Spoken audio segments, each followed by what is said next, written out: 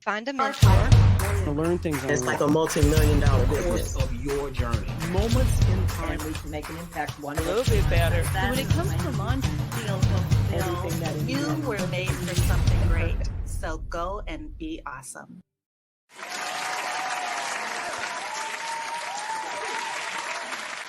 Hello.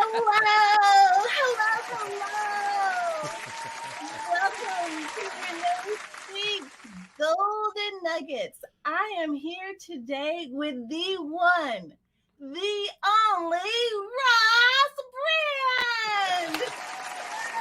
Thanks so much for having me, Renee. And hi to everybody in your studio audience. I can't believe they came over for Golden Nuggets as well for 100 TV. Right? So loyal. I love these fans. They're great. Well, Ross, it was such a treat having you on Renee Speaks, and I cannot wait to dive even deeper into the conversation that we were just having. We were talking about live streaming and monetizing and the importance of being authentic and speaking from the heart and being your authentic, true self, especially when you're first getting started as a live streamer. And now, as we dive a little bit deeper, maybe you can share some real life situations or anecdotes of, situations that you've been in that you've been able to either overcome or just dive a little bit deeper as we get into golden nuggets. Well, the toughest one was when I locked myself out of the house. Oh, no. And had to have somebody, and I had somebody who's like in our live streaming YouTube world was a pretty big guest, so she never knew about it. I had somebody come basically break me into my house. I set up, and he's fixing the lock. I closed the door in here, so it's totally going on faith. But like coming from a radio background, it's like the show goes on. Like it starts at 7, it starts at 7 or whatever. And so I'm doing the show, and at one point, I guess he's done and wants to leave. So he knocks gently on the door. And so I go to my host like this, like, keep it going. And, I mean, she was very experienced. So I go and I like pay the guy and whatever. Come back in, she's still talking. And I don't think she or the audience ever really knew why that happened. I just put her on full screen, went out. So that was the craziest thing that ever happened. But a lot of things that happen are, your power goes out, or, the tech, all of a sudden there's an internet issue. Internet's never 100% reliable. Your guest drops off. What do you do in those situations? You get back on the horse and you keep riding. And if the guest is lost, then you keep talking, talk to the chat, talk about something that happened to you recently, talk about the subject you were going to talk about anyway, and power through it. Keep the promise that you made to your audience to show up and be a part of things. Wow, that is great advice. And I think so many new live streamers might be thrown by that. So it is really great advice to just keep going. Just keep going. Act as if nothing ever happened, because, all the world's a stage anyway, right? And look, live audiences are much more forgiving than audiences for pre-recorded content. So you can be honest with your audience. Like in the case of being locked out, like I'm not going to use 10 minutes to explain that story, to interrupt the guest who I was thrilled to have on, and people were there to hear about her book launch. But, if let's say one of us dropped off or what, it wouldn't be nothing wrong with saying, Renee will be back on in just a second when we'll continue our conversation about live streaming. And then just, let's say hello to so-and-so and so-and-so in the chat. And, you just come up with ways to keep it going. But it's okay to be honest, too. Like, hey, I'm just going to check real quick, and I'm going to see if I can, bring her back in or send her a message about whatever. Like, I would do things like that, but I would just talk to make it part of the show almost, right? And so you keep people engaged, make it seem like it's going to happen any minute now. And then if it doesn't happen, it's okay.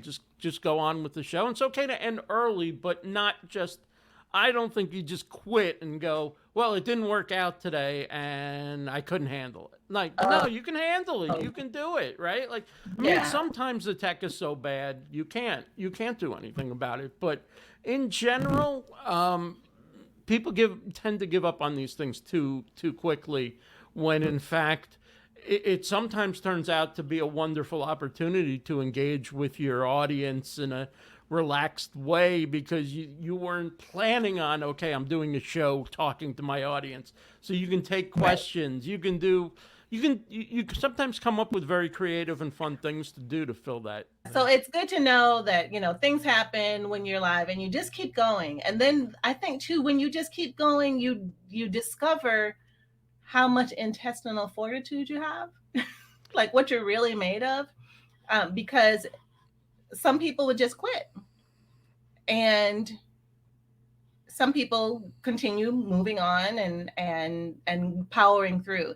And that's what builds that host muscle, I think. Yes, it definitely does. And I think that's where people's confidence starts to rise, because they start to know, okay, I've been through the worst that can happen and I've survived that. So like now, at least for me, it cuts down the need to prepare as much. Not saying you don't prepare, but I know that I could go on a show on the spur of the moment and not know what the questions are, not know any, and just like, okay, just send me a link. You need me at this time, send me a link, whatever. And I know I can make it easier for a host that way when they want to have me on because there's something happening that they think I'd be good at reacting to or whatever. So yeah, I think you get stronger that way in your ability to take on last minute assignments. One thing I did a, it was like a social media day international. The guy who was supposed to host it couldn't do it, and I found out probably like a couple hours beforehand, and there are all these guests from around the world, and it was like, yeah, I'll do it. Was I a little nervous? Yeah, but I was also like, yeah, what the heck? I'm not going to say no to this opportunity. We'll figure it out as we go. It'll be fine. Like it's going to be like what we normally do, except instead of one guest asking questions, I'll be asking questions to a lot of people over a long period of time. Right. Well, and you get in front of all this audience, like you said, this is quite an opportunity, and to be invited on someone's show, that in itself is a privilege and an honor. And then to have such a wide audience, I mean, you just don't want to, pass up on that opportunity at all ever. And then you feed off the live. There's the sense that the people are out there, they're commenting, and you feed off of that as well. And that brings your energy up, kind of gives you what you need to keep going. In your case, you've got that huge studio audience, so that, gives you a lot of energy and encouragement. They're so supportive, all that's a nice part of doing live streaming and live broadcasting. Yeah, absolutely. I could not agree more. So, Ross, going into another deeper question from our Renee Speaks session here in Golden Nuggets. As seasoned entrepreneurs often have a wealth of experience and knowledge, how can they effectively position themselves as trusted experts and educators through live streaming?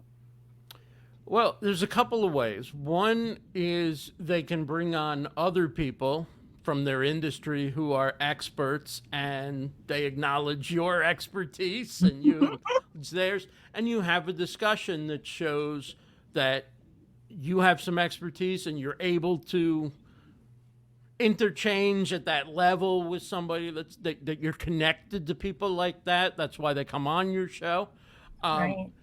Truth is that also works if you're not as experienced. You can learn about some topics and invite higher profile guests on, and now you're sharing the same space with them. The other thing is sharing your knowledge, whether it's answering questions from the chat and providing quick solutions that people could later implement that day, or having adjunct products, like you have a course, you have a program. So if you have something come up that you can't necessarily answer on your live stream, now you have somewhere to send people where they can learn more. It could be a free opportunity, or it could be a paid opportunity. But it's how you also address things that happen in your industry. Like, what are people talking about in your industry? What are the questions people have? What are the hot topics? Can you talk to those things in a way that's interesting to the audience and also shows your knowledge, expertise, or interest? Sometimes just having an interest is enough. You don't always have to have all the answers, but raising the question and showing that you're grappling with these issues that are out in the field, so to speak, are good ways to get across that you're a part of this business and you're somebody who stays on top of what's going on. Right. That's great advice. And we don't have to know everything. I love how you said that. We don't have to know everything. We can bring on people who do know a whole lot more than us, or like you said, answer questions from the chat, because if they knew it all, they wouldn't be asking the question. Well, so also but also for constructing a show, like one of the things that I really enjoy doing with some of my podcasts that are like one solo kind of podcast is I will say I'm trying to figure out, like, is this the better way to do something, or is it A or is it B? And here's why I think A is better, but then this is the case for B. What do you think? I love that. Put your ideas in the chat, add a comment to the video, and tell me, do you prefer TV or do you prefer YouTube, or whatever the issue is that, I'm looking at. So I try, even if I have a strong idea of something, I try and give both sides and, just take a deeper look at the issue. And I think that's another way to show your knowledge, is that you understand the other way of doing things. Okay, I prefer this for my business or my team, or I think this is the right move for most YouTubers, but this is what other people are doing and they're having success with, or have been doing, or this is what they would say you should do, and there's validity in that too. So being able to, argue both sides of the issue, or at least explain the different positions, also shows a depth of knowledge that, you're somebody who has some expertise in the field would be able to communicate. Right. Absolutely. And speaking of that, and creating content and doing, going into different areas of whether you're on a YouTube platform or a Facebook Live or whatever that looks like, and responding to the questions to create content. Live streaming often requires consistent content creation. So what are your recommendations for entrepreneurs to have help them maintain a steady stream of engaging content while managing all the other aspects of their business? This is one of those questions that I don't know that there's a right or wrong answer to. Certainly, if you're doing a show kind of thing where it's like, you're doing Renee Speaks, this is my podcast, I have people on, this is where you can find me. Having a schedule where, your shows are released at a certain time, or you go live at a certain time, and you promote the name of the show and the time you go live and what you're talking about, and you really drill that home, people who enjoy your content will remember, and you're going to start to build an audience that way. But regardless of whether you do that, or you go live on the spur of the moment, or you take people behind the scenes of your business, whatever it is, you go live when you're on the road at a conference or at an event. One of the best ways to get your content in front of more people is to repurpose that video. I feel like no matter how many people watch a live stream that I do, in general, more people will learn about me doing that live stream or watch a piece of that through shorts, through repurposed videos, through shares on Instagram, through thumbnails, and through quote graphics, and all that stuff through a clip on the website, whatever I decide to do, repurposing it as a podcast, uploading a portion of it as a YouTube video, all that repurposing gets you in front of multiple times the number of eyes and ears than you would just on your live alone. And sending traffic to the replay as well, because a lot of people enjoy going back and watching it if they didn't get to see the whole thing. So know that the creation of the content is live. There's an engagement with an audience that's there in real time.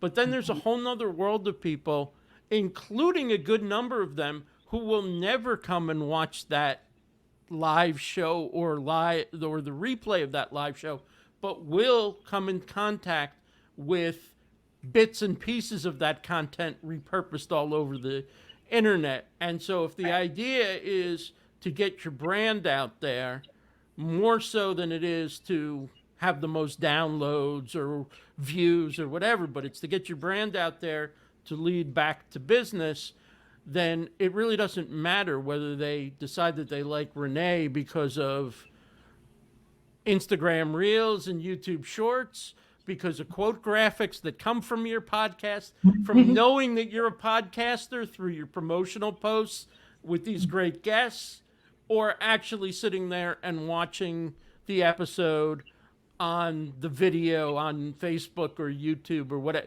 It really doesn't matter how they come in contact with it if it's something that makes them more interested in learning more about you. Right. Agreed. So well said. And like my grandma used to say, there's more than one way to skin a cat. Right, exactly. There's more than one way to get the online audience to know who you are and what you do, and if they want to do business with you. Yep, absolutely. Well, and as we get ready to wrap up, I know that you have not only a book that you are promoting, about one. Yeah, that one right there. Yeah. That's right, the 100, and that I think was the inspiration behind our 100 TV network, if I'm not mistaken. I mean, certainly that was the idea where I heard of the number 100. Otherwise, I wouldn't have known that. Well, I'm so thrilled for that, and for your book, and I know it's hit some bestseller lists. So congratulations to you for that. I have one final question before we have to wrap up this session of Golden Nuggets. So live streaming offers opportunities for collaborations and partnerships. How can entrepreneurs leverage live streaming to forge strategic alliances or joint ventures with other businesses in their industry? For me, I think a lot of the relationships started with interviewing. I had people on my show. They had a good experience. They had me on their show. I hopefully provided a good experience for their audience. Now we've talked to each other, not only talked to each other, but talked to each other where the stakes are a little higher because we're doing it in front of an audience. And we feel like we've gotten to know each other and can trust each other and stay aware of each other's content. And so that's a great way to test the waters of, is this a person I'd like to do business with? Or it's also a great way to show what you bring to the table, how you conduct an interview, but also the entire guest experience of how you inform them of what's coming up, how you promote, do you promote them, how you talk about them and intro them, and, you know, do you follow up with them and so forth afterwards. All those things also are ways that you can get on the radar of somebody who will think about doing more with you than just being a guest on your show. But I think that's a great way to start. But it really is like everything else. You got to reach out to people and see where there's a common interest. And ideally online, you have something that you can offer their audience, and they have something that works for your audience, right? So sometimes there's not a fit between the audiences at all. But if there is, then it can be as simple as cross promotion, or you mention one person in their in your newsletter, they mention you in theirs, or whatever it could be, to going as far as, co-hosting a show together, or putting a network together, or, there's so many different ways, putting on an event together, or speaking at each other's events. There's a lot of different ways to do it, but I think it starts out, particularly social media and live streaming, starts out with that building that rapport with each other. And obviously being guests on each other's shows is a great way to see if you have any rapport or chemistry that might be dynamic for working together. Right. And I remember a piece of advice that you gave to me was to talk about the things that the person you want to have on your guest talks about. Like whoever, like if I really enjoy Lisa Nichols. So I talk about the things that Lisa Nichols, maybe share some of the things that she says, or, kind of as an endorsement on my podcast of, how amazing she is, and tag her in things. And, Right. maybe one day when I invite her to be on my show, she'll actually say yes. Yeah, because she's just joining the conversation now that's already going on, whether she's here or not. So come on in and join. Right. But she also knows that you're supporting her. She knows who you are. She probably gets a ton of invites, but now your invite will be, oh, I know that Renee. I've seen her in my notifications. And yeah, exactly. So thank you for that advice. And I'm glad it's in progress, right? Right, that's right. It's in progress. It's in the works.